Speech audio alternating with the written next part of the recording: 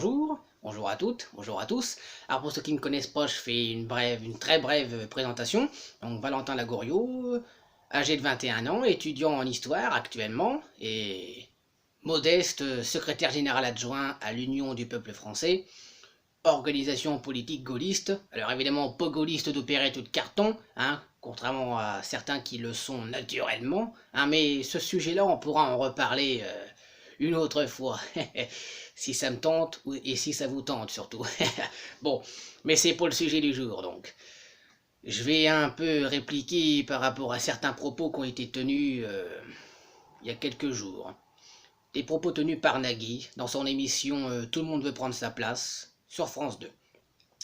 C'était mardi 19 mai, il a osé affirmer 4 fois, donc il l'a bien martelé, qu'il fallait 13 000 litres d'eau pour produire 1 kilo de bœuf. Évidemment, ce chiffre est faux. Ben oui, parce que ils doivent prendre en compte trop de précipitations de pluie, oui, parce que ça c'est l'eau bleue. Vous avez ensuite l'eau verte, c'est dans la méthode de calcul ça. Vous avez l'eau verte, donc c'est l'abreuvement des bêtes et l'irrigation des cultures, et vous avez l'eau grise, donc c'est les effluents d'élevage, le lisier et le fumier. Bon, évidemment, il ne faut pas 13 000 litres. Les éleveurs le disent eux-mêmes, il y a des études qui ont été faites, des moyennes affichées.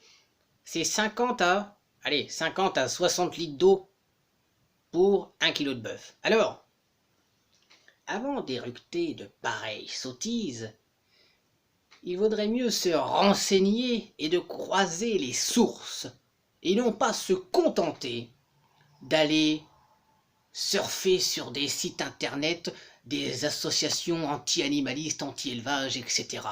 Parce que, effectivement, depuis quelques années, Monsieur Nagui se fait le promoteur de L214 ou d'autres associations de ce type, et qui profite de son émission, diffusée dans une heure à grande audience quand même, et financée par notre argent, l'argent public, parce que France 2, France Télévisions, c'est le service public, merci, en profite pour faire sa propagande. Oui, parce que ce n'est ni plus ni moins que de la propagande. Anti-éleveur, anti-élevage. Alors, par contre, tous ces gens-là, ces braves gens, que je respecte tout le monde, c'est pas un problème, mais faut pas trop chauffer non plus la marmite. Bon, tous ces gens-là, est-ce qu'on les entend critiquer les accords de libre-échange avec, récemment, le Mexique, ou encore le CETA, ou encore le Mercosur? Croyez pas que c'est fini le Mercosur, non, c'est un trompe-l'œil, l'opposition de Macron. Moi, ça, j'en reparlerai aussi le temps voulu. On ne les entend pas, pourtant, les élevages, sur le continent américain donc, sont plus pollueurs que les élevages français.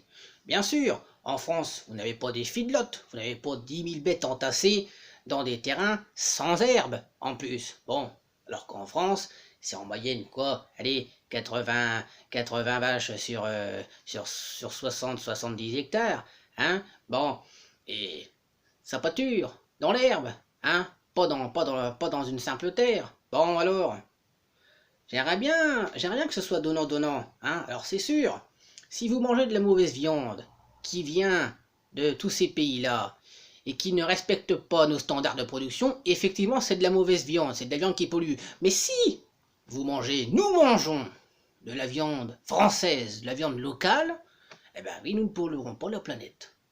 Voilà.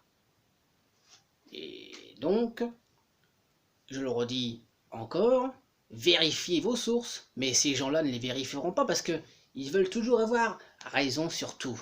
C'est pas un problème. Par contre, le problème, c'est de vouloir toujours imposer un mode de vie ou un mode de consommation. Non, chacun fait ce qu'il veut sans imposer à son voisin son mode de vie, son mode de consommation. Voilà, faut être respectueux un peu. Et puis, venant de la part de quelqu'un qui roule en Porsche 911, c'est un peu fort de café quand même, parce que je pense que la Porsche, elle pollue plus qu'un pet de vache. Ouais, allez, salut.